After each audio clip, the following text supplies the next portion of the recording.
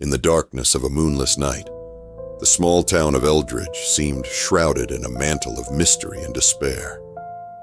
The cold breeze whispered through the deserted streets, carrying with it the laments of lost souls. Eldridge, a town forgotten by time, harbored secrets that many would wish to ignore, but for some, it was too late. Death was always one step away, ready to descend upon those who dared to unveil its mysteries. In a forgotten corner of the town, an old mansion, the Blackwood House, stood with its Gothic architecture, like a monolith of pain and loss. The townspeople avoided the house like the plague. They said the Blackwoods had been cursed, that those who entered the mansion were never seen again. The house had an aura of doom, attracting the curious and the brave, but also many who sought answers to their own dark questions. One night, a group of friends, Hugo, Leticia, Felipe, and Beatrice, decided it was time to challenge the rumors. Curiosity and adrenaline drove them to enter the Blackwood House. Armed with flashlights and courage, they crossed the rusty gate that creaked, as if the house itself protested against the intrusion. As they stepped into the neglected garden, the air seemed to thicken, an invisible pressure enveloping them. "Do you really think this is a good idea?" Leticia asked, hesitating as she looked at the mansion.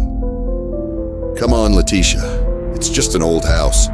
Let's find out once and for all what really happens here," Hugo replied, trying to disguise his own fear. He pushed open the front door, which creaked loudly, revealing the dusty and dark interior. Upon entering, the atmosphere grew heavier. The walls were adorned with faded portraits of the former inhabitants, eyes that seemed to follow them with each step.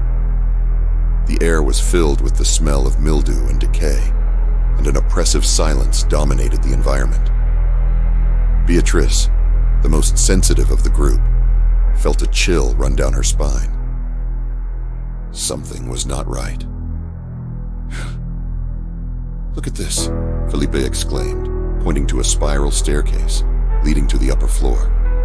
The staircase, covered in dust, seemed to have been ignored for years, yet still emanated an aura of attraction.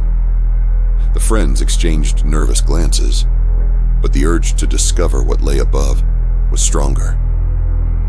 With their flashlights in hand, they climbed the creaking steps, each step echoing through the house. Upon reaching the upper floor, they found a long hallway leading to several rooms, all with ajar doors. The first room they entered appeared to be the mansion's old study. Dusty bookshelves filled with yellowed books lined the walls, and a large wall clock ticked away the time, marking a strange hour as if time had stood still. "Let's see what else we can find," suggested Felipe, already heading for the next room.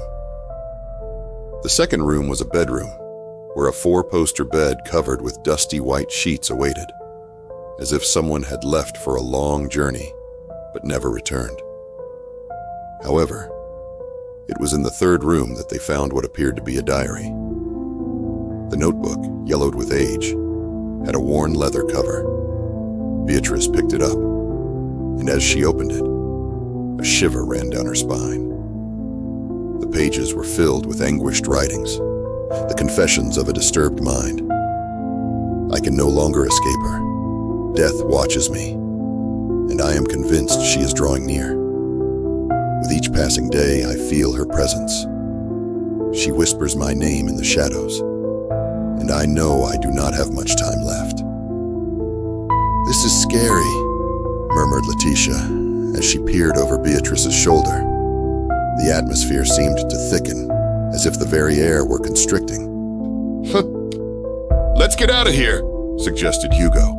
But before he could move, a sound from downstairs interrupted the group.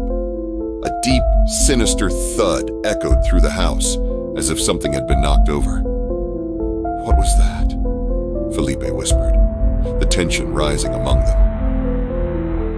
"I don't know, but maybe we should check it out," Beatrice said, her heart racing.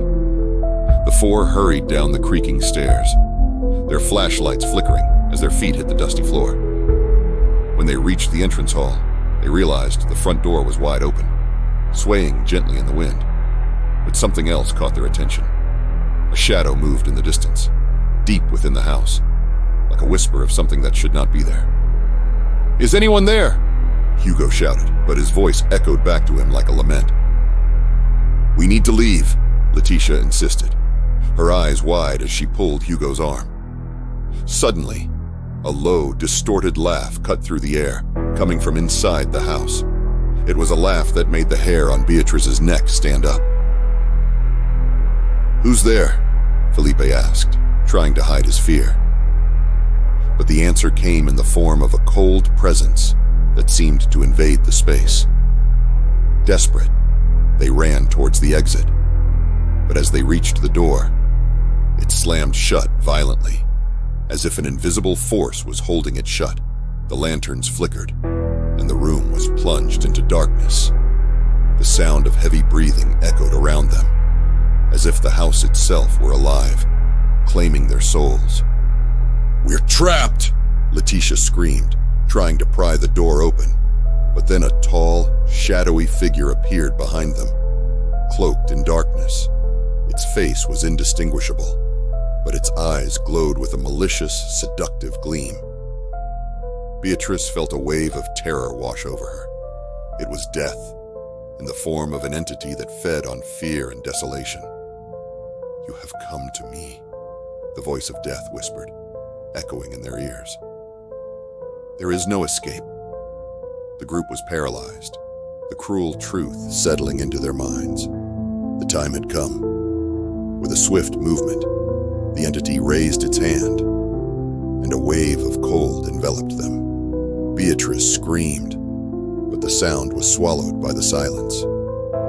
As death watched them, the house began to transform, the walls contorting and shifting, as if the very structure were reacting to the sinister presence.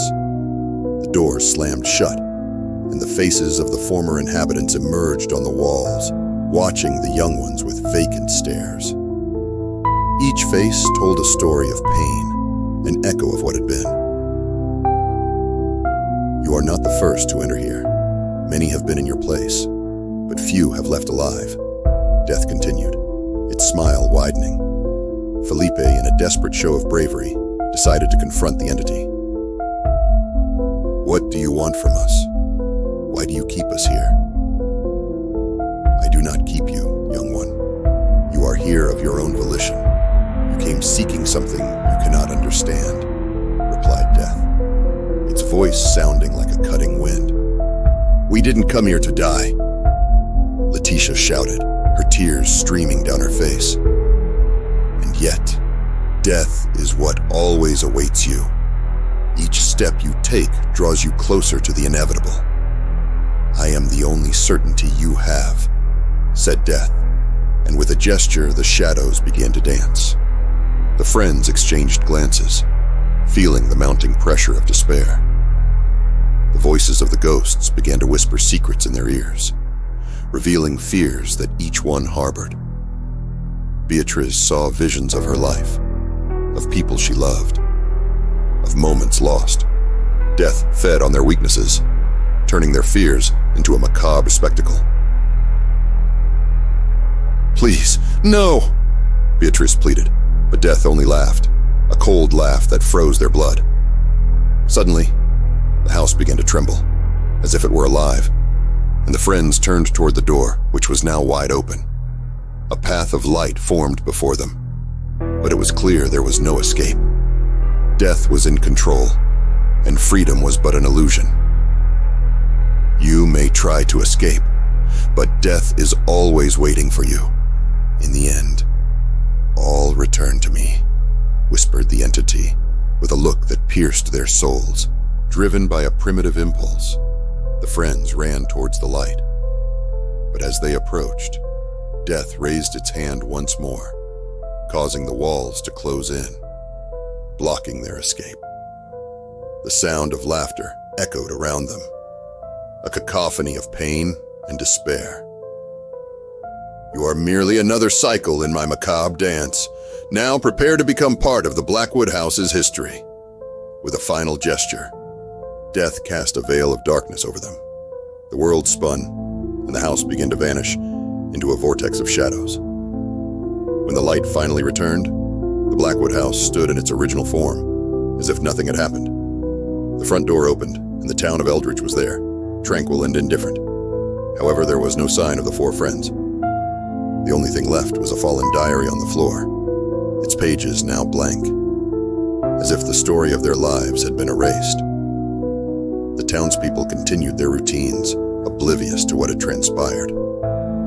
But as night fell, the shadows grew longer, and the winds whispered once more. The Blackwood House remained, a monument to what had been, but now wrapped in a deadly silence. Years later, a new generation of curious souls approached the house, drawn by the same mysteries that had once called the friends. Death waited, cloaked in shadows, with a seductive smile that promised answers, but only offered the deepest abyss of terror. The cycle was about to repeat. Death had never been so alive.